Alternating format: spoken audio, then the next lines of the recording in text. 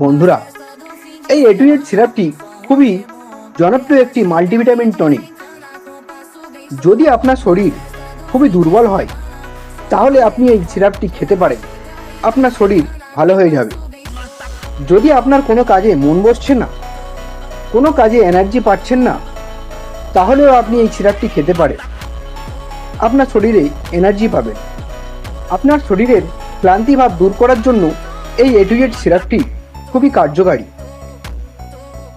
এছাড়াও যদি আপনার খিদের সমস্যা থাকে, কিছু খেতে ভালো লাগে না, মুখে অরুচিকর ভাব, তাহলেও আপনি এই সিরাপটি খেতে পারেন, খিদের সমস্যা ভালো হয়ে যাবে।